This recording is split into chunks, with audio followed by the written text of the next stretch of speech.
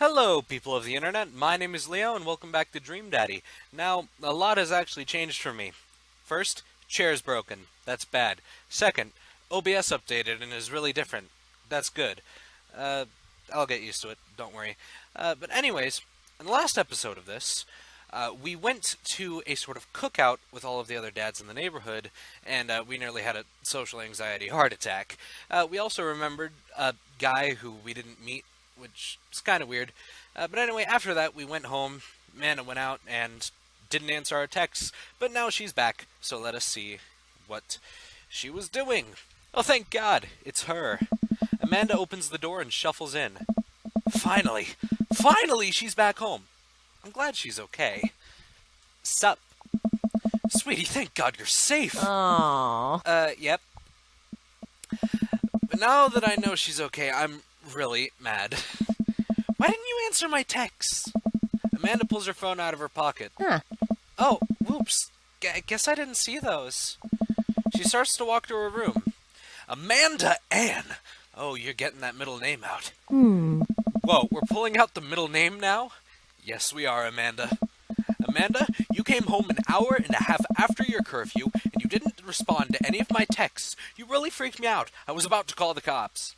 Have you ever called the cops on someone you love because they're late? I did that to my mother once. She got scared because the story is she went out and got drunk with her friends and forgot she was supposed to pick me up, so I called the cops on her, and she was like, fine, I'll go get him. Dad, you're seriously overreacting. You're not going to be like this when I go off to school, are you? I don't like your attitude. I have a right to be concerned. I was scared. Definitely not. I don't like your attitude. We want to be a caring father. I have a right to be concerned, or I was scared. I have a right to be concerned. Look, kind of middle of the road sternness. You're my only daughter. Well, I can't give you a play-by-play of everything I do all the time. I'm 18. You shouldn't even be giving me a curfew in the first place. True. Amanda can go to sleep whenever she wants. I mean, like, I go to sleep at... It's 1:30 in the morning for me. I don't sleep. I sit down on the couch and put my head in my hands. I feel very tired all of a sudden. Maybe it's because I never sleep. You really scared me. Just please don't do that again. Oh. All right. I'm gonna go to bed now. And I guess that's it. Amanda closes the door to her room and I head to mine. Jeez. As I'm falling asleep, one thing she said keeps echoing in my mind. You're not gonna be like this when I go off to school, are you? You never know. I might have to stay like that for the rest of your life, Amanda. I definitely didn't sleep well last night. I brewed some strong coffee and made some scrambled eggs for Amanda as a peace offering. She eventually wanders into the kitchen. Hey, I thought about what you said last night. I should have texted you. I said I was going to do it and I didn't. I honestly just didn't even think about it. I'm really sorry, Pops. I won't do it again. Hey, at least she brought her phone in the first place. I mean, me, I never brought my phone anywhere. In fact, my phone has not moved in about 5 years. I never use it. Well, I'm sorry for freaking out on you. I trust you to make good choices. Good. I trust you to make good choices. I also thought about it, and I'll try to give you your space from here on out. I gotta trust that you can take care of yourself. If you haven't learned to take care of yourself after 18 years, then there's something wrong with that, and we need to go to parenting classes. But I think I did all right. I think I was an okay dad. Team Kirk? Team Kirk. Amanda gives me a hug. Want some eggs? You know it. Sprinkle some cheese on them. Eggs with cheese. Well, I mean, I've had those McMuffins. Huh. What kind of cheese? Already did. Is this like Parmesan, provolone, cheddar? What is it? Bless you! I didn't sneeze. Amanda scarfs down the eggs in the time it takes me to wash the pan. Who does dishes? Alright, I'm off to school. Smell you later. Please don't smell me. Wait, one more thing before you go. What? What's Dad Book? Dad. Dad, it's a social media platform. Wait. Huh? What? What's a social media platform? Help your father here, kid. I don't know anything.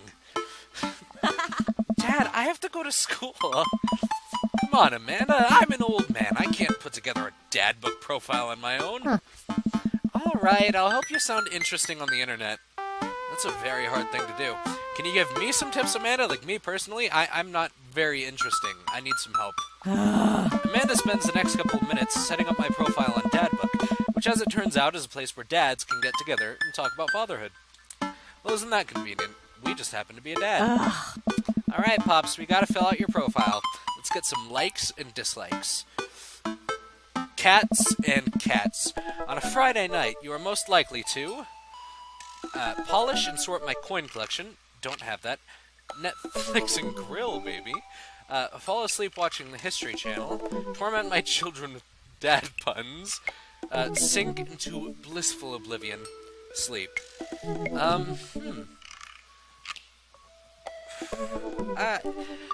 Not the History Channel, but I would be fall asleep watching YouTube. Alright. If you had one thing to take with you on a desert island, what would it be? Of course, this question. My trusty grill. The Lost Shaker of Salt.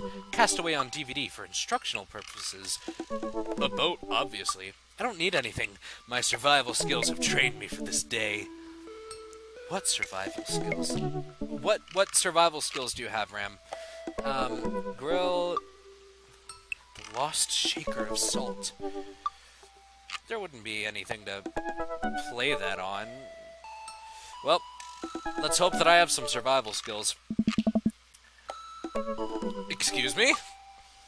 Strong dead arms? What? Tennis shoes with long white socks. No. Well-manicured lawn. Street smarts. Top-tier grillmanship. Comfortable with crying. I guess I'll go with this. What did you want to be when you grew up? Technical writer for manuals and instructions. A salty boat captain. Pro skater. Who is also an astronaut. A good father. The president of space. I want to be a writer, but manuals and instructions, nah. I want to be a good father.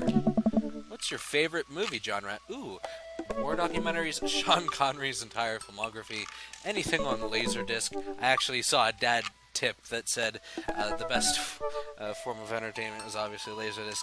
Romantic comedies, whatever will make me cry. Old comedies that haven't aged well. Ooh. Let's see. I'm not sure. Do I want to be my grandfather? I don't think I know anyone who's into that. Not really either. You know what? Old comedies that haven't aged well. What is your ideal date? Napping together, doing a 1,000-piece puzzle together. Oh, dear God, no. Eating a healthy dinner at 4 p.m.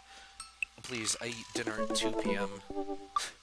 Trying to geocache but getting hopelessly lost. Arson. Being emotionally vulnerable. Oh, man. Being emotionally vulnerable or trying to geocache but getting hopelessly lost. I used to geocache back when that was really, really popular. If you can say it was really, really popular. I never got lost. Because there weren't many places by my house that there was a geocache. There was the car wash right down the street. That was the only one. And there was one in a cemetery that I decided not to go to because I didn't want to become a member of that cemetery. Oh, I wanted to hit being emotionally vulnerable, whatever. Geocaching also works. What do you never leave home without? A sensible cardigan, my sick vape, my book of word jumbles and a pen, a cool knife. I have many cool knives. My cripplingly low self-esteem. I frequently forget my phone, keys, and wallet at home sometimes. There's no other answer. If you pick any other answer, I don't want to talk to you.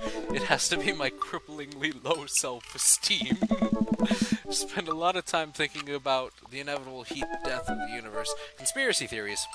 How proud I am of my child. Potential ends of the world. If I'll ever be able to love myself as much as I love my drill. When I can next get a cup of coffee, lawnmower modifications. How proud I am of my child, or if I'll ever be able to love myself as much. I have to do... Profile complete. Great questionnaire. People will definitely know me from that. See, that wasn't so bad. Yeah, that was actually kind of fun.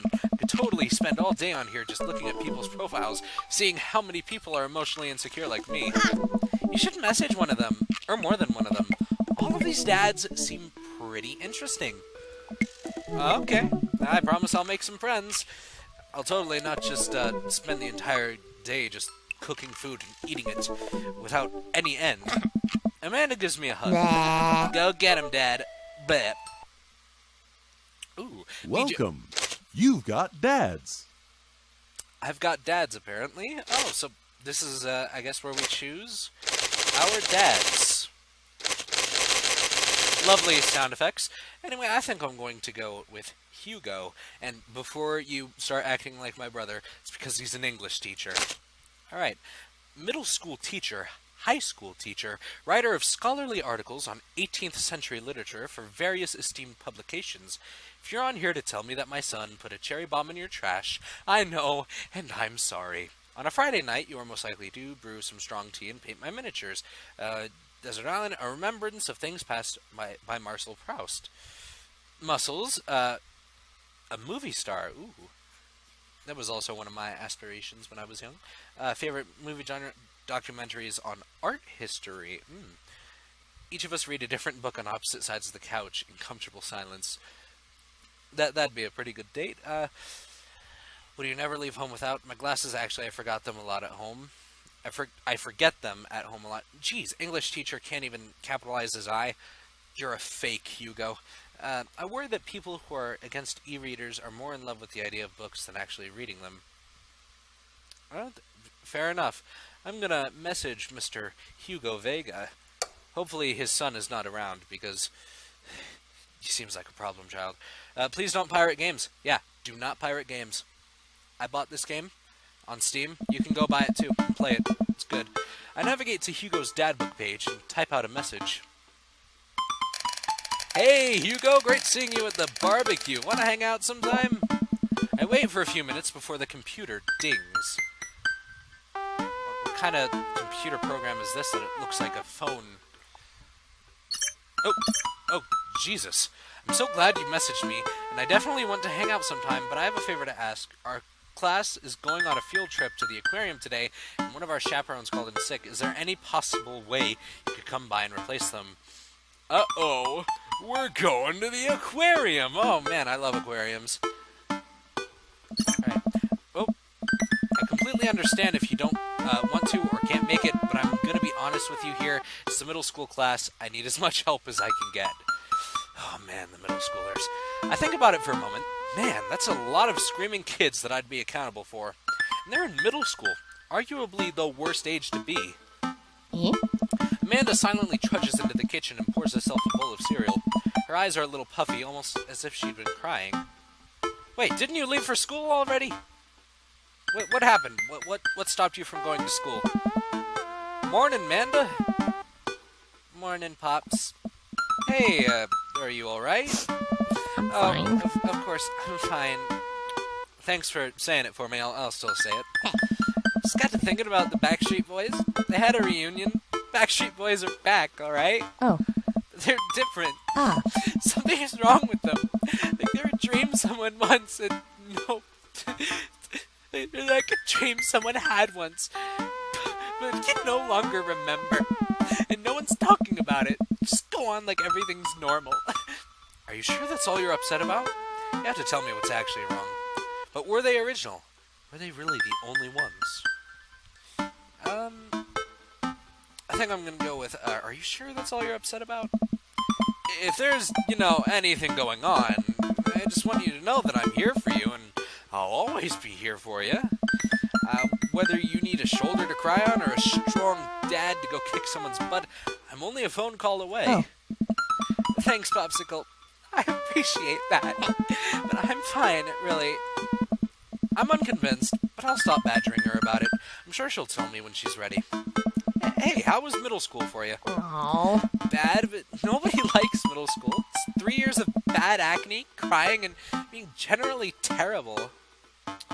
My middle school actually wasn't that bad. My worst memory of middle school was when these people, there was an assembly, and these people, I forgot what they were doing, but they were bringing animals for us. And one of the animals was a snake, and if you've watched some of my other videos, you know I am deathly afraid of snakes. Well, maybe not deathly, but I hate them. Dad. So, apart from that, it was alright. Everyone sucks. No self-awareness. It's just a bunch of hormonal teenagers locked in a gross old building for 40-plus hours a week, doing long division and starting fights over, I don't know, pizza day? Top 40's pop? My school had pizza day every day, except their pizza wasn't the best pizza, so I always packed. Middle schoolers should be avoided at all costs. What was your middle school experience like? I don't remember. I didn't like it. I thought it was fine. Yeah, mine was fine. There's nothing really out of the ordinary for me. I had friends who, I don't know, they all wronged me in some way, shape, or form. They were terrible to me. Yeah, friends in middle school generally weren't the best. My friend physically abused me in middle school, but it's alright. Wait, I was terrible to them too. It's all rushing back to me. Middle school's awful. I've repressed it for so long. Yeah. Dad, did we just have a breakthrough? I think we did. Huh. See, middle schoolers are reprehensible. Wait, why are you asking me about middle school? Oh, Mr. Vega requested my help to chaperone his middle school class to the aquarium. Just wanted to know what I was in for. You get to go to the aquarium? Are you kidding me? The last field trip I got to go on was the clam chowder factory. They didn't even give us clam chowder. They gave us square pizza. At a clam chowder factory? What? Square pizza? Square pizza at a clam chowder factory? That makes no sense. What was your school thinking going there? Oh, is that why you won't eat clam chowder anymore? No, it's because Bobby Willingham threw up into one of the vats of clam chowder, and I'm the only one who saw it happen. Oh, God. Oh. Just imagine that, like, somebody throwing up into the school food and nobody notices because it already looks disgusting, and then they're all eating his... Oh, God. No, thank you. It haunts me. Alright, let's leave that story firmly in the past, and let's forget it immediately. Anyway, you should just do it. Mr. Vega sounds like it'd really use the help. Plus, you get to hang out with cool fish. Get to see a shark. Amanda, I get kind of weird about aquariums. The ocean makes me nervous. It's not the ocean, it's just fish. What? Are you worried that a whale is gonna pop out of the touch tank and swallow you whole? Don't you put fear in my heart. Oh, do they have penguins there? Oh man, penguins. Most of the zoos I've been to actually don't have penguins, or at least recently. Recently I haven't gone to any with penguins. Yes, they have penguins there. Oh, yes, I would love to see the penguins. Hey. Then it's settled. Penguins outweigh fear of ocean. I sit back down at the computer and let Hugo know that I'm available. He tells me to meet him at the aquarium and gives me the address. I grab my keys and kiss Amanda on the forehead before I head out.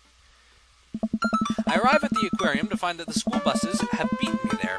Preteens huddle around their teachers in small groups, yelling at each other and goofing off. Every teacher looks like they're at their wits' end. Hugo jogs up to me, looking frazzled. I'm so glad you're here. Hugo! I forgot what your voice is, because it's been like a week or so since I last talked to you. It's been a debacle all morning. We're short-handed and most of the kids won't stop screaming, as I'm sure you know is the case with all middle schoolers. I lived through Amanda at 12. I'm all too familiar. Oh. Great, well it's you and me chaperoning a group of 10 kids. They're over here. Hugo walks me over to a gaggle of preteens who are all sitting on the ground, playing with their phones. They're not kicking each other like some of the other groups, so we're off to a good start. Hey, if they already have their phones, they're good. They don't even need the fish. Can you guys put your phones away? Hugo, no. That's the worst thing you could do, is take their phones away. Do not take their phones away. That's how they'll end up like the other groups. All of the kids look up for a moment to stare at Hugo. They then go back to texting. At least they're quiet? Too quiet. These guys are up to something. I can feel it. There's no way. They're too busy thinking about not getting food stuck in their braces to pull any stunts. It's middle school after all. We'll see. You never know. There's always that one troublemaker kid. It's probably going to be his son. His son is going to bust that shark out on the left and it'll eat everybody. The classes start filing into the aquarium, and Hugo hands out massive stapled packets of paper to each kid. Oh, you're doing work on your field trips? Doing work on field trips? These are due at the end of the field trip. Yes, this will be for a grade. No, you can't borrow a pencil. Oh, snap, Hugo, you're laying down the rules. The kids collectively groan and grab the sheets from Hugo. What's in the packet? Hey! Honestly, it's just busy work so that the teachers can have a moment's reprieve. I think one of the questions asks them to sit quietly for 10 minutes to think about the Great Barrier Reef. Are you going to time them, Hugo? Teacher hacks. I like that. Wait, I thought you were an English teacher. What does the aquarium have to do with books? Have you ever read Ernest Hemingway? Oh. We just did a unit on the old man... Ooh! That's what I was just talking about, the old man in the sea, Ernest Hemingway. We just did a unit on the old man in the sea. Nothing quite like introducing kids to the futile perseverance of the human spirit by making them pet stingrays. Oh. It gives us time to check out some of the exhibits as well. Come on, they have a phenomenal selection of tropical fish. While the kids sit on the floor and pretend to do their assignments while they text, Hugo and I wander over to a large tank filled with brightly colored fish. Hugo points to a brown and white fish with long spines. Hey! That right there is a lionfish. I've seen those before. Did you know that their stomachs can expand up to 30 times in size? Whoa! Oh. Their spines are venomous, too. Nature is hardcore. Oh. You think that's bad? Take a look at this one over here. Hugo points to a spiny, grumpy-looking fish hanging out near the bottom of the tank. Oh. That's a stonefish, the most venomous fish in the world. And they just, keep it here? Oh, they're relatively harmless so long as you don't step on them. What happens if you step on them? Oh, they just swallow you whole. Oh. Tissue necrosis. Oh, I see.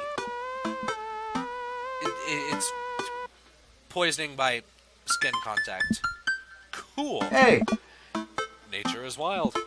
Man, Hugo seems to know a lot about fish. I feel the overwhelming need to impress him. Hey, see that fish over there? That one? Yeah, that's the American longfin, blue-nosed wigglyfish, humphead wrasse, American longfin. Yeah? Did you know that paranormal fish trivia, psychiatric fish trivia, political fish trivia, do never bring up politics, ever, paranormal, psychiatric. This is the only species of... Wait, I'm not Hugo. This is the only species of fish known to develop clinical depression. That fish is me. I am the American longfin. Oh. Wait, are you serious? Serious as a heart attack? Absolutely not. I'm playing it for the gag here. Oh. Ha! Good one. He likes it. He gave me hearts. We lead the kids to another room. Sharks, sea turtles, eels, and other marine life swim around in a massive, floor-to-ceiling aquarium. The kids begin trying to take selfies with the sharks. Hugo leaves my side to separate two kids who started fighting over a Capri Sun. I walk around the room, reading the tiny little blurbs about different fish swimming inside of the enclosure. After a while, I look around and see Hugo again. He's gazing up at the aquarium in childlike wonder. The ripples in the water cast blue moving shadows across his face. For someone surrounded by angry hormonal preteens, he looks completely peaceful. He looks really cute in this light. I hope he doesn't notice me staring. Wow. Hey! I walk over to join him. Beautiful, isn't it? I'd rather stare at you. Oh. We can learn a great deal from Mother Ocean. Are those two sharks kissing? I think he'd appreciate this one. A great many mysteries lie in the ocean. It truly is fascinating to be able to observe it in a setting such as this. People talk all the time about how we know more about space than we do the ocean. That's really incredible. People always say 5% of the ocean is explored. Who knows, maybe it's bigger than people even think, or maybe that statistic has changed since I heard that. Right. Eggplants! That's a very astute point, Ram.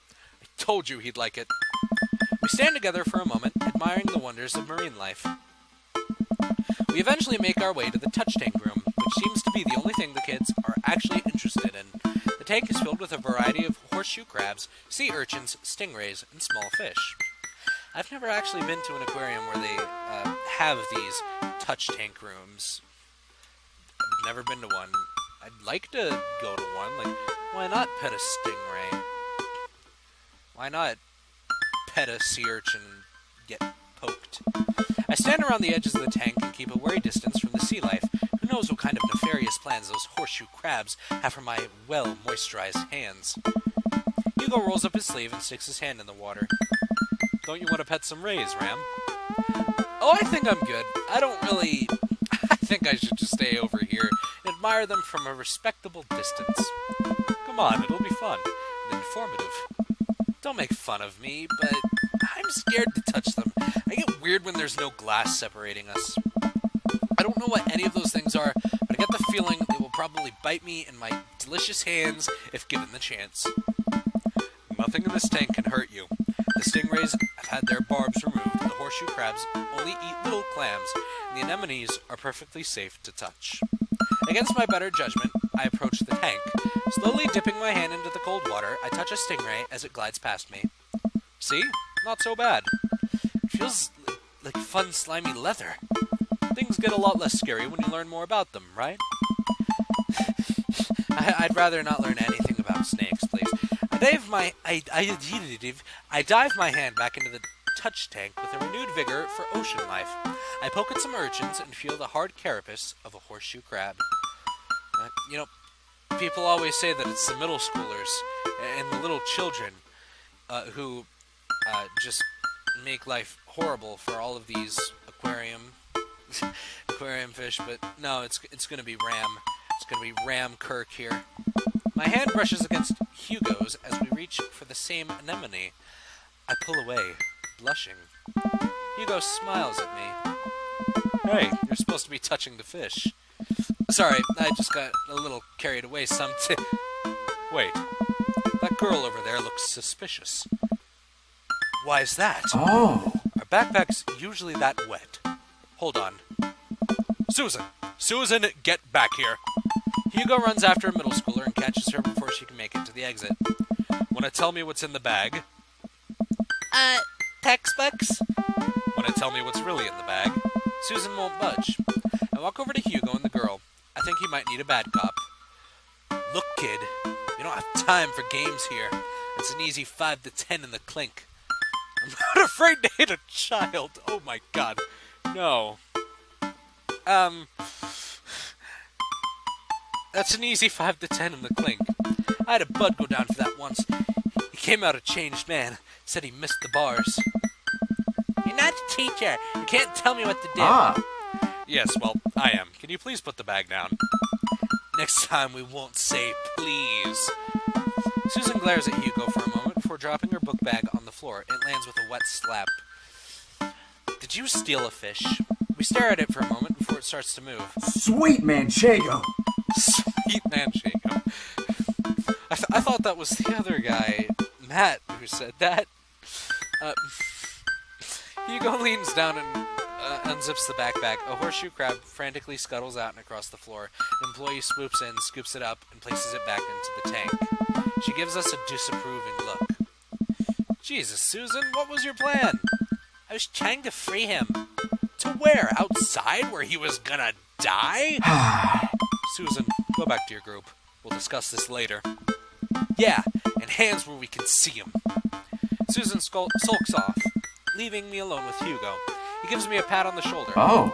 Middle schoolers have sticky hands. I doubt that that's the first time that's happened here. Or the last. In the next room, we see a variety of smaller tanks. Sea urchins, tiny fish, and a rainbow of beautiful underwater plant life surround us. Look over here. Hugo points, so some horseshoe crabs. What? Don't you mean Hugo points to some oh, wait. Did I read horseshoe crabs? Hugo points to some seahorses gathered at the bottom of a tank. One of them is in the middle of giving birth. Oh. That's actually the male seahorse. Sort of takes fatherhood to a new level, doesn't it? Well, you learn something new every day. Hey kids, come check this out. There's a male seahorse giving birth. A low murmur from the students. They just jump back on their phones. Fun fact, male seahorses can even give birth and then get pregnant in the same day. Really? Man, we thought we had it hard. I wonder if they have to deal with their kids' awkward teenage years, too. All, however, many thousands of them. You seem to know a lot about marine life, Hugo. Oh! It's not really my specialty, but I do make a point to learn as much as possible whenever I can. I think that learning shouldn't end when you leave school. We should challenge ourselves to find out more about the things we don't understand every day of our lives. Because if you stop learning, I don't think you'll ever be able to grow or change as a person. That's true, but I believe that you should be able to learn what you're interested in learning instead of just like, oh, so this one guy killed a guy. Okay, yeah, that doesn't put me in a good mood. I don't want to learn about that. Can we change the subject here? But if you're interested in like math or something, go study math. You know. Good point. But I still don't trust the ocean. Yeah, I wouldn't trust the ocean either. Barely any of it has been explored. We'll get there. We finally make our way over to my favorite part of the tour, the Arctic exhibit. Penguins! Do we get to see the penguins? Ah. Yes, we get to see the penguins. Heck yeah. Our group of kids run around the exhibits. They won't stop tapping on the glass of the puffin enclosure, trying to get their attention. For at least a few moments, teachers, chaperones, and students alike seem to be having a great time. What was I so worried about? This isn't too bad. What? What? Hugo suddenly grabs my arm. Oh my god, there's a student in the penguin enclosure. What? What? Wait, just kidding, it's very bad. Is it one of ours? It most certainly is. Molly Henderson, Susan's friend. Oh, that Susan knows all of the troublemakers. She leads a gang of all of them. We have to get her out of there. I look over to the penguins and see a determined-looking kid crouching behind a rock. She's hiding just out of sight of one of the employees. How did you get in there?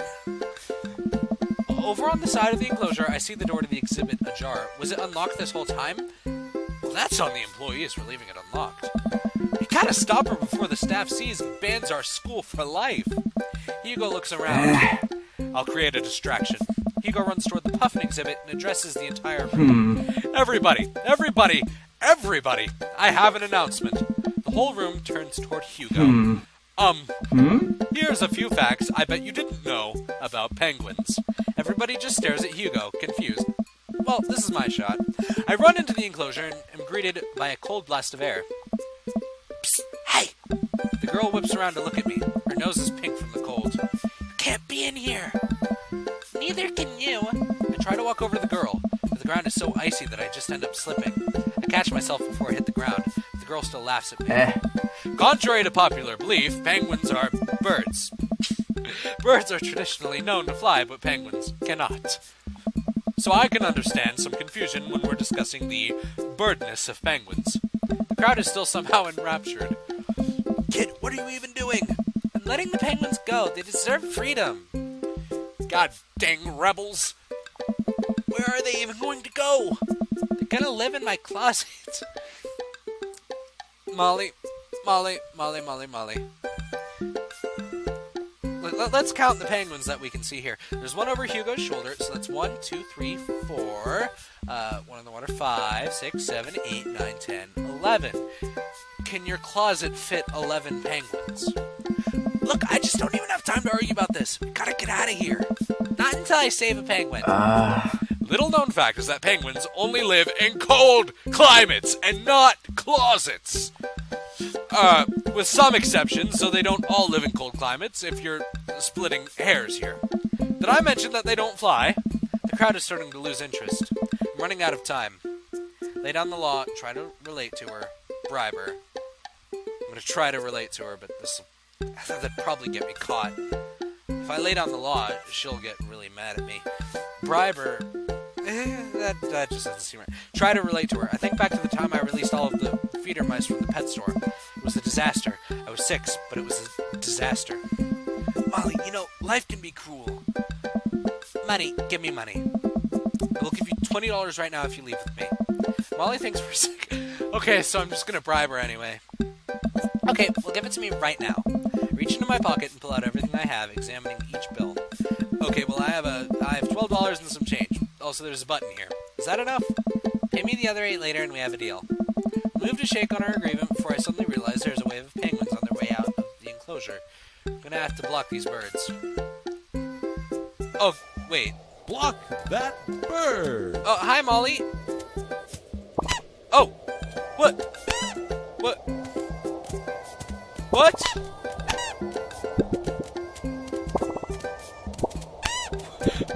What is this? Penguins, go away, go away. Go, no. Molly, look at what you've done.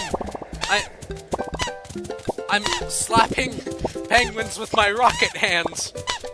Oh god, there are so many of them.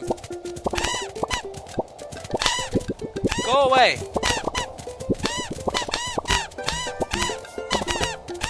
Oh, when is this going to end? No, get away, get away, get away. Drive that team!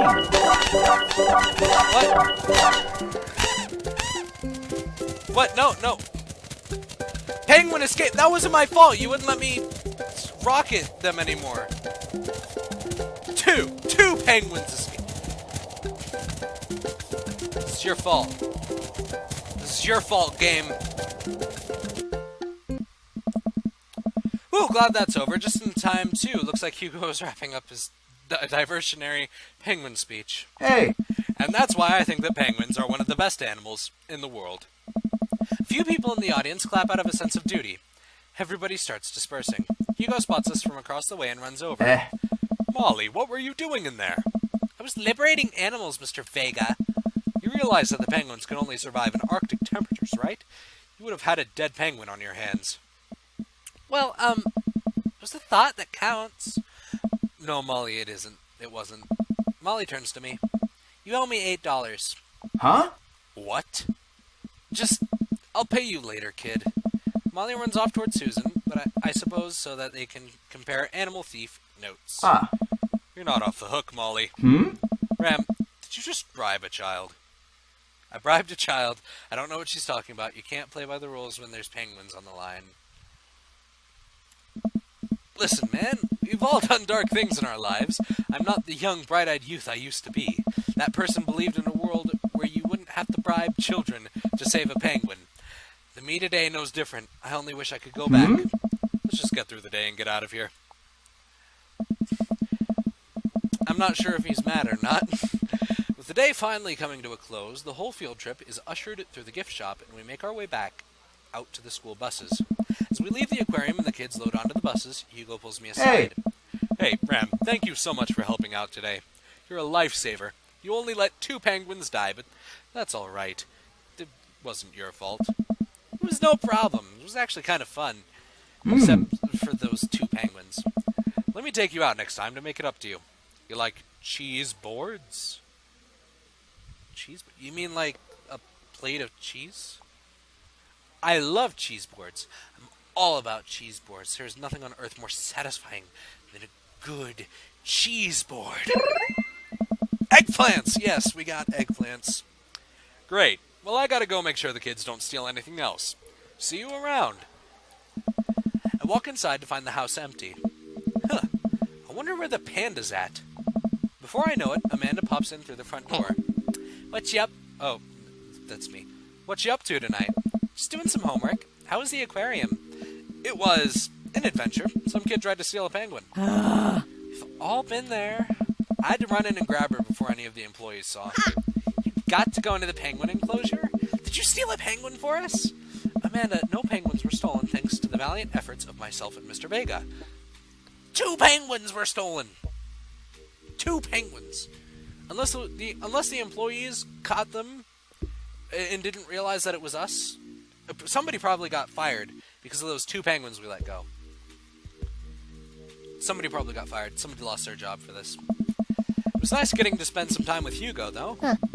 Surprised he helped complete a covert op. He's usually kind of a what? Kind of a stick in the mud. He's actually pretty cool. I had a good time with him. Alright, too much adventure for me today. I'm gonna go rest my eyes. You mean take a nap? There's a difference. You'll learn when you become a father. Please don't pirate. We already went through this, Dad tip. Date complete. Yeah. Bowling food channel colon? Oh, man. Looks like Paradise Lost just got found. Oh. So, I did good at bowling. I don't think we went bowling, though. The food channel. Colon, confidence, seahorse, fish.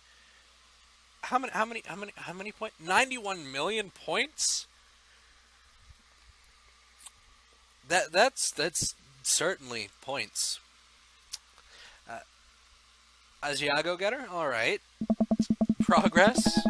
While I'm doing my afternoon word jumbles, I hear the mail truck pull up through the cul-de-sac. I wonder if we got any coupons today. By the way, now that we have these dates unlocked, I believe that there are 21 dates in total, so I'm going to try to do 2 dates per episode, just so we don't spend 5 years doing this. Alright. Wonder if we got any coupons today. The nice mail person slides a couple letters in a large yellow envelope through the slot. Takes a couple of tries for them to get it in. Hey, my coupons! I take a closer look at the very large yellow envelope. Actually, it's not very large. It's just large. Normally large. Huh. I lightly knock on Amanda's door. She probably has headphones on, like I do. Amanda? She yells through the door. What? I have something for you. I'm kind of busy right now. Can you come back later? Okay, just thought you'd want this big old envelope we got from HIA. Hey! Immediately, Amanda pushes her door open. Horn Institute for the Arts? I mean, if you're busy, I can come back. Father, please! I hand her the envelope, which she tears open with her teeth. That's probably bad for your teeth. Just make her drink milk, get all the calcium she needs. She doesn't seem to hear me and spits out a piece of the envelope. She pulls out a letter and unfolds it. And the suspense is killing me. This is her dream school. Amanda's face is unreadable. Well, I can read it. It says, yellow eyes, freckles, raised eyebrow. That's all I can get from it. Can't believe this. Oh, honey, it's okay if you didn't. Yeah. I got in! Woohoo! Our daughter is good. Oh! I got in! Amanda tosses the letter aside and gives me a big hug. Congrats, sweetie. That's amazing. I'm so proud of you. She pulls away and looks at the letter again. Oh my god, I really can't believe I got in. Well, of course you got in. You're a great student. You nailed that interview, and your photography is incredible. I mean, just look at those colors. That stripe with colors. Is that hair? I can't really see. It's incredible.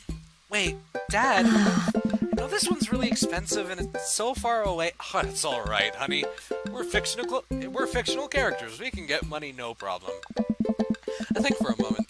HIA was one of the more expensive schools that Amanda applied to, but I know she's had her heart set on it for the longest time. It'll be tough, but we're gonna make it work. Really? Of course. Amanda hugs me again. Yeah! Thanks, Dad. Okay, sweetie. We're celebrating tonight. Dinner. Your choice. Wherever you want. Wherever? Amanda and I walk along the bayside, tearing into our foil-wrapped burritos from a nearby food truck. I myself prefer tacos. You could have chosen anywhere in Maple Bay. Cost was not a determining factor. Please, Dad, you know I'm a simple gal. Just give me a Rito with a view. I can't say I'm mad. Man and I sit on a patch of grass and watch ships sail lazily through the bay. Alright! The dorms are right near a bunch of cafes, and there are all these galleries nearby, and there's a discount if you bring your student ID, and cafes should have an accent mark over the E, but it's not there, so whatever. Amanda, slow down. You're gonna choke on your burrito. No, I'm just excited. Did I mention that students get their own studio space once they're seniors? We get all the professional photo editing software for free? This school sounds good. Is this a real school? Horn Institute for the Arts? Sounds like a good deal. You get professional software for free that itself probably costs hundreds of dollars, yet college is tens of thousands of dollars. Pretty good setup. It's nice to see Amanda so enthusiastic about HIA, but I wish she wouldn't do it in between bites of her burrito. I thought I taught her to chew with her mouth closed. Sorry, Ram, but I'm guilty of this as well. I wonder who my roommates are going to be. You take a survey online and they match you with someone with a similar major and interests, but we're going to be best friends. Or you could despise each other. There's always that. There's always that option. Sorry to be a Debbie Downer. Craig and I were. A good roommate can be a lifelong friend. But don't even get me started on bad roommates. Oh no. I'm just kidding. We didn't have a bad roommate. Our only other roommate was a puppy that Craig brought home one night. We spent a semester fabricating a story about our new foreign exchange student who had a really bad cough that sounded exactly like a dog's bark. Wonder how long that lasted. Carl ruled. Alright. Ooh, they let you have animals in the dorms if you get a note saying you need one. I bet I could forge one. I think I'd get a rabbit. Maybe a snake. Amanda? No. Rabbit. Or maybe both. Would the snake eat a rabbit, though? Yeah, yes, it would. It would eat you. Like, if you let it sleep with you, it'll, while you're asleep, it'll try to see if it can open its mouth wide enough to fit your body inside. And then one night when you don't expect it, it'll be swallowed whole. Don't have a snake as a pet, please. If you have a snake as a pet, just please keep it in its tank or something. Don't sleep with it. It'll kill you. It will literally eat you. Oh boy, I think I'll leave that all up to you. She's so excited. I don't want to disappoint her, but I need to be real for a second. So you know I had that talk with Mr. Vega. Didn't tell you about the dumpster fire, did he? What? No. I don't want to put a damper on the good news, but I need you to knock it out of the park these last few months of school, okay? You really want to go to Horns? We need that scholarship money. I know you can do it. Okay. I promise I'll try harder. I pat her on the back. Think you can handle a 14-hour drive to come home for the holidays? There's gonna be some treacherous ice roads to cross. 14 hours? Man, I can barely handle a 2-hour car trip. I'd be dead. Don't even get me started on the paranormal occurrences. Well, it'll be worth it if I get to see you. My eyes immediately well up with tears. Amanda, you're the best daughter ever. Oh, Dad, don't cry. Sorry, I'm just very, very proud of you. You're all grown up now, and you're such a good person. And I hope you know how important you are to me. Dad, stop. You're gonna make me cry, too. Too late, honey. It's happening. Dad, I can't get tears in my burrito. It's gonna make it sad. I pull Amanda in for a hug and kiss her on the forehead. Love you, kiddo. Love you too, Pops. Always help a friend in need. Welcome. Yeah. You've got dads. I have dads. Nice. Might as well go on the second date with Hugo. Actually, Hugo's gonna be my main guy, but maybe we should start going for another dad as well. Sort of branch off, see who else we have. No, I'm not too interested in the top row, but Chad Kensington over here and Mr. Dracula. Could be potential here. I think I'm gonna go with Mr. Dracula. How do you do? I have finally decided to join this information superhighway. I'm not entirely sure how this works, but I will try my best. I will try my best to understand. I love long strolls through graveyards and spending time with my son. If you would ever like to chat about the latest in Victorian fashion, the inevitability of our own demise, or black cats, please send me a letter. On a Friday night, you are most likely to listen to a true crime podcast while I taxidermy my newest specimens. A coffin? Really? A coffin? This guy's a vampire. He's gonna consume my soul. Pronouncing bosom correctly. Uh, a bat. Foreign art house horror. It's night. We're at an industrial dark wave club in Berlin. Music drums to the beat of our hearts. Aw. Upside down cross. Mortality salience. This guy is a vampire. This is Dracula. Damien. Blood March? Alright. It's time to freaking date a vampire.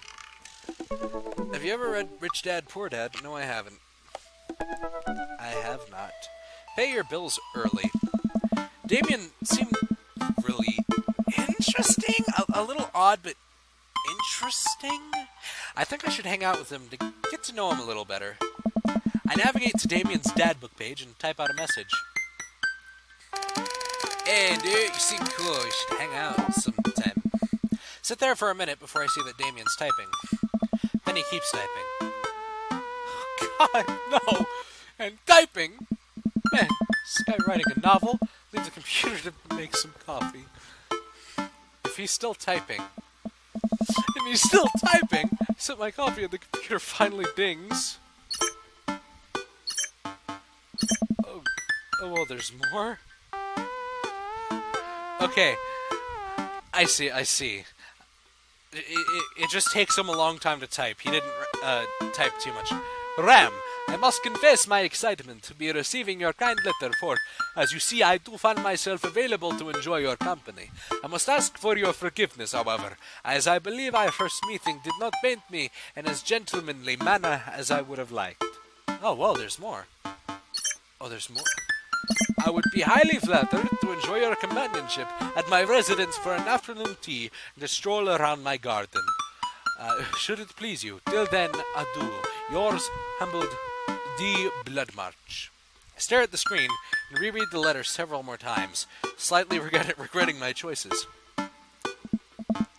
Hey, Amanda! Can you help me with something? Dad. Dad, for the last time, I'm not popping your back pimples. Oh, God. Ram, do not ask your child to do that. No.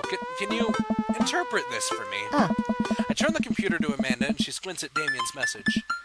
I just don't understand NetSpeak. Like, is this how you kids communicate with each other now? Oh, totally. This is the hot new thing. See, Dad, kids got over saying lol and lamau or whatever and decided that what they needed to do was bring it back to the 1800s. So what do I do? Where's your pen and quill? What? Did you forget to unpack the pen and quill? Dad, how will we address the nobleman in regards to your upcoming debutante ball? Okay, now I know you're messing with me. Father, without a proper chaperone, you'll never end up with a suitor worthy of our land.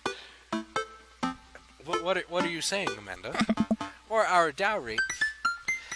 I am just meeting up with these dads. Are you trying to say I should marry them?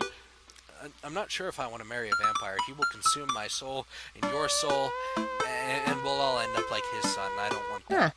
Or, so you were at Pride and Prejudice for school one time, and now you're reciting things you know about it back to me, aren't you? Like the first 5 pages, then I read a review of the movie. Still gotta be, though. Great, so what do I say to Damien?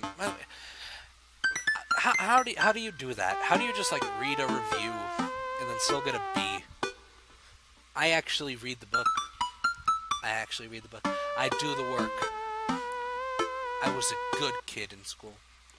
Great, so what do I say to Damien? I got this. Amanda reaches over me and types on the keyboard. Sure thing, dude. Regards. Hey. Ram. Amanda hits send and smiles at me. Well, I suppose that's that.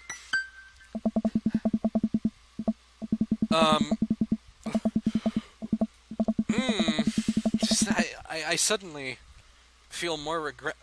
Ooh. I make the short walk over to Damien's house. Well, I guess you can't really call it a house. It's more of a manor, estate. The Gothic architecture looms above the other homes in the cul-de-sac. I love how you just have, like, normal homes. Then you have this on your street. This is like... This is like Danny Phantom or something. Just, see... It's been years since I watched Danny Phantom. You see the bad guy's, like, manor in the distance. Whatever. Oh, yeah. That guy was a vampire ghost, but whatever. I walk past a couple of gargoyles guarding the front door and look around for a doorbell. There doesn't seem to be one. You have to use the knocker. I pull the large, ornately carved bat's head door knocker back, and a hollow sound echoes throughout the house as I strike it against the door. And that sound effect makes me regret choosing this guy over Hugo already. I'm gonna be eaten. I wait several moments before the door slowly creaks open. It's a little creepy, but I enter the home and take a few steps into the foyer, noting the oil portraits of who I assume are dead relatives hanging on the wall. As I'm admiring them, the front door slams shut behind me. Dog. Hello?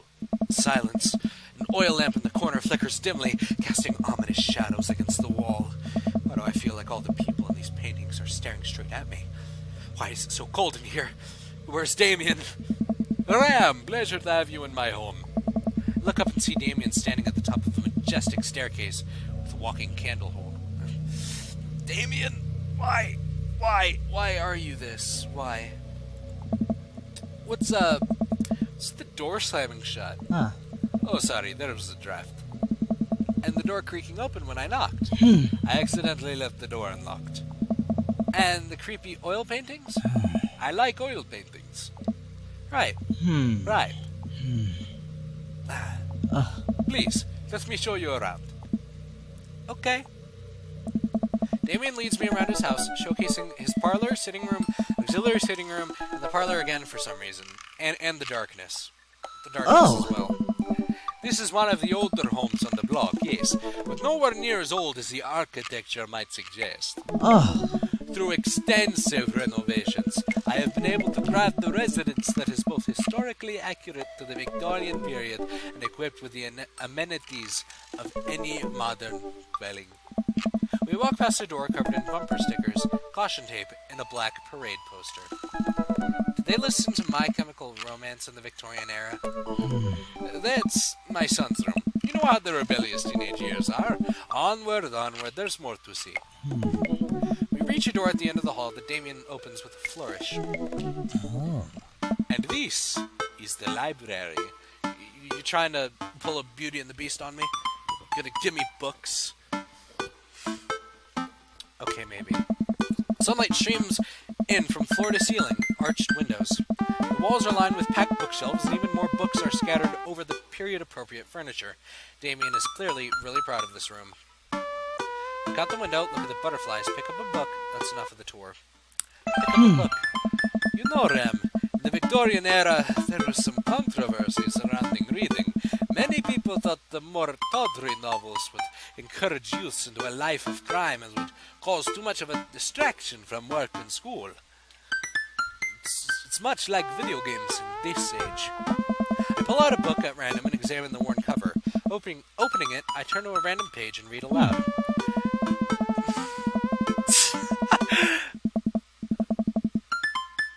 What?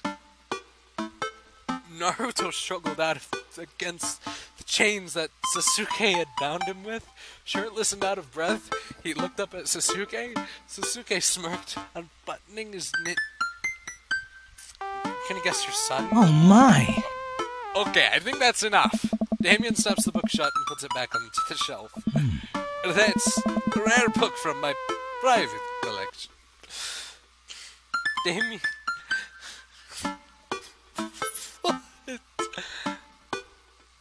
Did you, like, print out some fan fiction and put it into an actual book?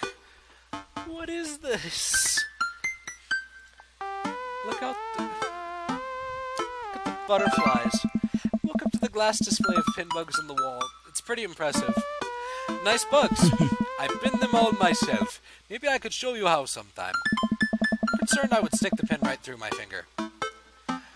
Well, I'm concerned that I'd end up like my biology teacher. Ah, the Pinner's Gambit. Is that a thing? No. Look out the window. I walk to the window and am greeted by a beautiful view of Damien's backyard. It showcases a beautiful view of the rest of the cul-de-sac. Hey, you can see Craig on his lawn. He's doing push-ups. His daughter's on his back. Show off. Darn. He sees me and waves happily, doing push-ups with one hand. Craig? Dang! Did you know that Victorians spent at least 20 hours a week gazing longingly out the full-length windows? Really? Wait, really? No, but Victorians did appreciate telling a good joke. Please, will you join me for tea? Yeah, you said that in your message. I follow Damien to his sitting room, where finger foods have already been set out upon a beautiful tiered silver tray. I take a seat on one of the high-backed chairs as Damien pours and serves me some tea. Can't believe we're having a high tea. Never thought I'd do this. Damien smiles to himself. What? Oh! It's a common misconception that high tea refers to the wealth or class of the people enjoying it. When in fact, the high refers to both the later time of day that the working class have to enjoy tea and the height of the tables on which they're served. Oh! My dear friend, we're currently enjoying afternoon tea. That's informative. Damien takes a seat next to me and serves me a tiny sandwich. Your home is really impressive. There are a lot of goths in Maple Bay. I like your cape. Not the goths. He'd probably wouldn't like that. Your home is really impressive. Eggplants, yes! Oh, I just noticed that there's also the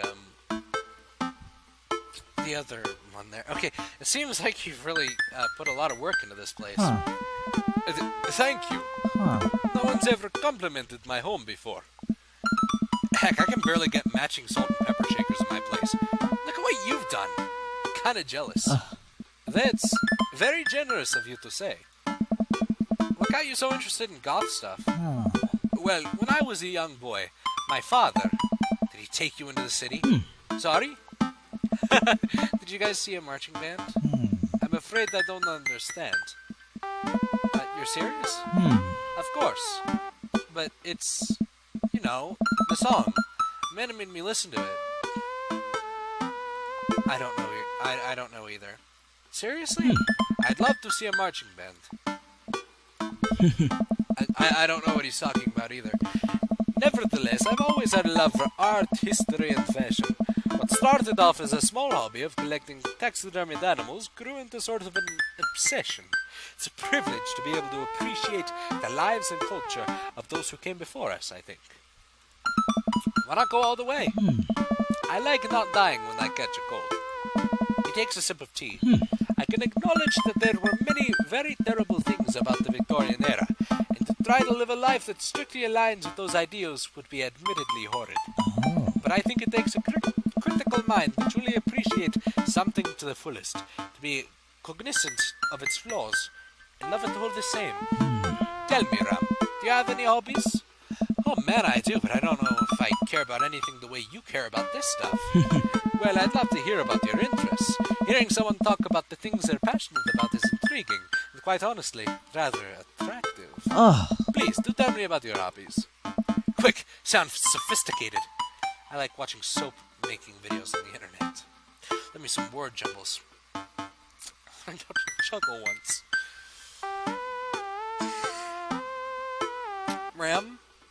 Ram, you just... Soap-making videos, sure. Soap is, an important advancement in modern society. Getting rid of germs and stuff, I would say that the people who make soap are the true heroes here. To watch them work is an honor. I, tried making some with Amanda once, and we both had to go to the doctor for the rashes, which I guess goes to show that we should leave it to the professionals. We finish our tea and finger sandwiches. Come, I have one more thing to show you. Oh! This is a nice garden. Damien takes me around the back of his home, where a variety of flowers flourish in beautifully landscaped rows. A small stone path weaves through it, and butterflies flit lazily through the air. How rich is this guy? We should marry him just for the money so Amanda can go to college. my garden. It's beautiful. Thank you. Victorians took flowers and floral arrangements very seriously. You see, it was considered uncouth to discuss personal and romantic relationships in public, so lovers and friends alike would use bouquets to send secret messages to each other. Each flower and plant is symbolic of different feelings. Yeah, some will be considered like death, like, is it Amaranth that's death? I don't know, it's been a while since I've played Assassin's Creed Syndicate. Wow. Even more interesting is that one flower could mean different things depending on the other plants it was paired with. One had to be extremely careful, as even the style in which the ribbon was tied around the bouquet affected the message. Damien leans down and plucks a gorgeous bright orange flower off of a vine. Okay, Google, what does a gorgeous bright orange flower mean in Victorian era? Right. Lilium bulbiferum. What is Lilium bulbiferum? The orange lily. What do you think this one means?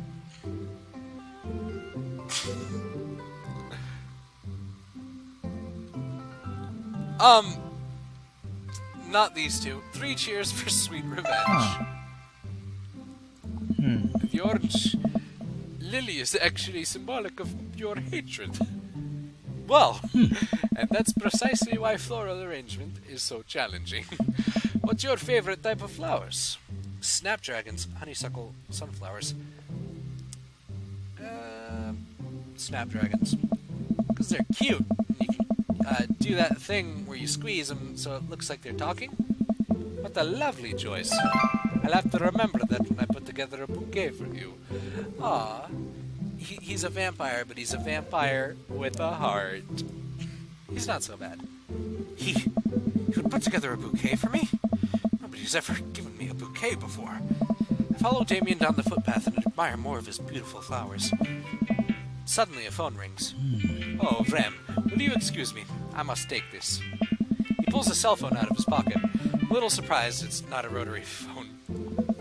Go for it. Oh. Damien smiles and walks back to the house, take a deep breath and enjoy the heavily perfumed air. What a lovely yard. This makes me wish I'd put a little more effort into that garden Amanda and I tried to start one time. Our watermelons grew to the size of cherry tomatoes and then immediately died. Try to grow a cabbage once. I think I mentioned this in some other video, but tried to grow a cabbage once. It's actually a school project for over the summer. Of course, they can't actually grade you on that, but my cabbage died because my mom forgot to water it. And I wasn't upset at her. I was actually just sad that it was dead. I was like, I'm a murderer. I killed a cabbage. Alright. Oh, hey, a gargoyle. Oh, yeah, there are 2 gargoyles. Oh, no, I knocked over the gargoyle. Fix that garg. Garg. Okay. Oh, God. Okay, that's right. Goal! I know gargs. Keep your word. I fixed that garg. Whew, that was a close one. Uh-oh, here comes Damien. He looks upset. Good thing we fixed the garg. Ah! Rem, my sincerest apologies to have kept you waiting. There's an urgent matter that I must attend to, so I'm afraid I must take my leave.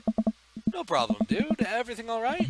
Damien worries the hem of his coat with his fingers and looks away. Everything is perfectly fine, but it's Lucian. What's wrong? He appears to have, well, his teacher needs me to come to the school.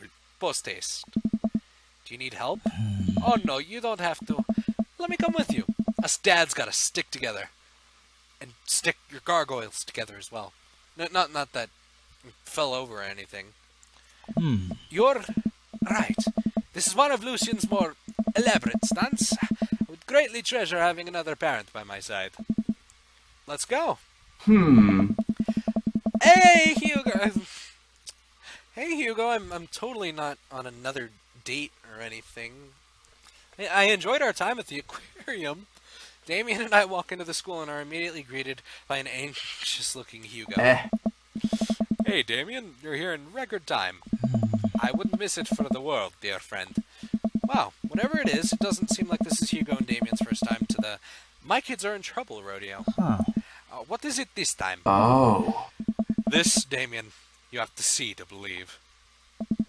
Damien and I fall into step behind Hugo, who leads us through the busy corridors of the school. We pass by several classes in session, and I vaguely wonder if Amanda's around. Hugo eventually ushers us into a small boiler room with a flight of rickety stairs leading down into darkness. Hopefully this is not a JD situation. I don't need a Jason Dean on our hands. Okay, watch your step. I can hear faint voices drifting up from the basement. They don't sound happy. As I'm led into the depths of the school, I recall the antics I got into as an angsty middle schooler. At least I had enough sense to stay out of creepy basements. Alright. Oh, no, it's both of their sons. We find another teacher in a boiler room tucked away in the back of the basement. With him are Lucian and Ernest, Hugo's son. Lucian has a bloody nose. Thanks for coming. I can't make heads or tails of this. I look around the scene of the crime and see a bunch of bricks and some masonry tools scattered around. Uh-oh. What happened here? Ernest punched me. Lucian tried to kill me. What? They're the same. They're basically the same. The room falls silent. I was not trying to kill you. I was trying to build a brick wall around you and see what would happen. You promised me there was wine down here. You tricked me. Whoa. Wait a second. Lucian, did you try to cask of Amontillado, Ernest? I'm neither confirming nor denying that. I turn to Damien and whisper to him. Actually, another little side story of mine. My English teacher back in school put on a little play for the Cask of Amontillado. I got to be in it. I loved it. Okay, I turn to Damien and whisper to him. What's Cask of Amontillado? Okay, Cask of Amontillado, friend lures... Actually, yeah, he lures him into his... This guy lures his friend into his basement with the promise of wine, which is what he did, and then he knocks him out, builds a wall around him, and leaves him to die. It's a classic Edgar Allan Poe short story where a man gets his enemy drunk, lures him down into a cellar with the promise of wine of a fine vintage, then buries him alive behind the brick wall. It's a lovely story. It really is. What was the name? I played the guy who built the brick wall. So wait, Lucian, you tried to do that to him? I was curious to see how it would turn out. I wasn't actually going to leave him there. What was the thought process here? That Ernest was just going to sit still while you slowly built a tomb around him? Well, it worked for like 20 minutes because he's an idiot. Then he realized that I had lied about the wine. You were cackling maniacally. That sort of tipped me off. Ernest, 20 minutes. Dad. What? It took you 20 minutes. Son, we just did an entire 2-week unit on the Cask of Amontillado, and it took you 20 minutes to realize Lucian was leading you into an elaborate ruse. Did you even read the story? I read the first 5 pages, then read a review of the movie. Did you get a B, Ernest? Huh? It's only 5 pages long, and there is no movie. Oh yeah, actually, I thought there were recreations, but there wasn't an official movie. Yeah, you're right. I paid Lucian to read it for me. Actually, he didn't even pay me. So when you think about it, this was me teaching him a lesson. Damien and Hugo both have their heads in their hands. You guys are always telling me to engage in the literature, and I did. I don't see a problem here. Alright, I'm filing this under what the heck. Don't do whatever that was. Again, you two are both suspended for a week. Teacher, unnamed teacher, do you not understand that's what they wanted? Ernest and Lucian, high five. It's what they wanted. Also, I don't think you can just do that. You have to bring it up with the principal and all that. You can't just say that.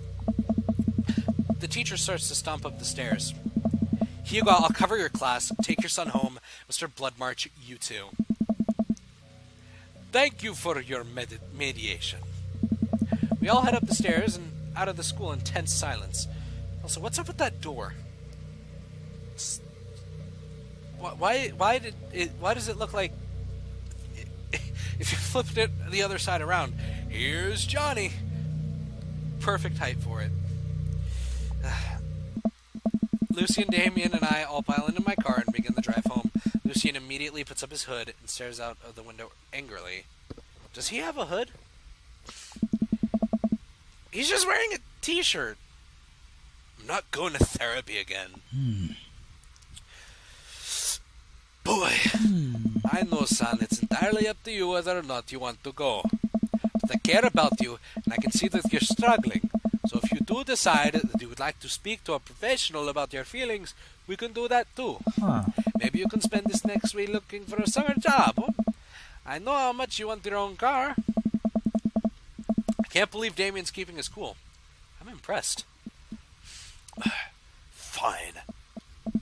Thanks for not freaking out too hard. I love you, son. Lucien continues staring out of the window. Love you too. We spend the rest of the drive in relative silence. The moment we pull into the driveway, Lucien hops out of the car, slams the door, and runs inside. Didn't expect to have that conversation in front of you. He and I have a lot we need to work out. It's alright. And all things considered, Lucien's bricklaying was pretty good. So there's your silver lining. There is that, yes.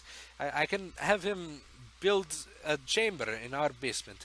We can imitate the Cask of Amontillado with whatever strangers happen to walk by the sidewalk. There's that, yes. He's probably just going through a phase. Really admire how you handled that. Does this kind of thing happen a lot? I really admire how you handled that. You were a lot more diplomatic with him than I would have been. I just want what's best for him. And I don't think yelling at them would do either of us any favors. It really does. You're a good dad. Eggplants and hearts and tongue. Okay, see you around soon. It would be my honor and my pleasure. Damien bows with a flourish. Classy. Huh. I come home to find Amanda curled up on the couch with a blanket, watching TV. I plop down next to her. Yell. What you watching? Tiny House Hunting Brothers Extreme Edition. Ugh, I hate this show. The couple on screen bickers back and forth while standing in an extremely small house made out of recycled bottles. The Tiny House Hunting Brothers watch them with bemused expressions, both of their heads touching the low ceiling. I told you I wanted a two-bed, two-bath, shabby chic cottage. This house doesn't even have a bathroom. But honey, the outhouse is only 20 yards away. It's not that bad. I am not pooping outside, Greg.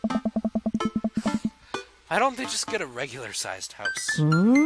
I don't know. How'd afternoon tea go? You knew it was afternoon tea and not high tea. It got strange. I had to go to the school to pick up Lucien since he tried to... He lured Ernest down to the cellar with the promise of a fine vintage and then tried to brick him into the wall, right? How did you know that? Has everyone read this story except for me? Lucien livestreamed the entire thing. God dang livestream crime people. Typical. This entire day is beyond me. But otherwise it was a fun day. The Damien guy's a character, but he's really good company and surprisingly diplomatic dad. I dig his style. You know what? Me too. Don't eat too close to your bedtime. Alright, date complete. Woodworking, History Channel. Oh, almost there with the History Channel. Oh, My Jusima. dear friend, you've simply taken the egg on this one. Taken the egg is it's a Victorian phrase. It technically means winning, so, ultimately, you've won. Okay, that was a bit of a long message. So that's your voice, huh? I think I'll stick to this. I like the character better, where he is a vampire with a heart. Ojusama, that's the fanfiction. Darkness, Poe. I should have gotten more on that Poe, because I know Cask of Amontillado. I know Cask of Amontillado. It was in the freaking play that we held. Basement and History Channel. Really good on it. So, let's see, how many dad points this time? 87 million. Not as much as Hugo, but alright. Interview Welcome. with the vampire. You've got Vampire! dads. He's going to consume our souls and our blood. But anyway, I think that is going to be all for this episode. We got 2 dates done. We got 19 more to go. Anyway, I hope that you enjoyed this episode. If you did, then don't forget to leave a like and subscribe. And I will see you in the next one. Bye!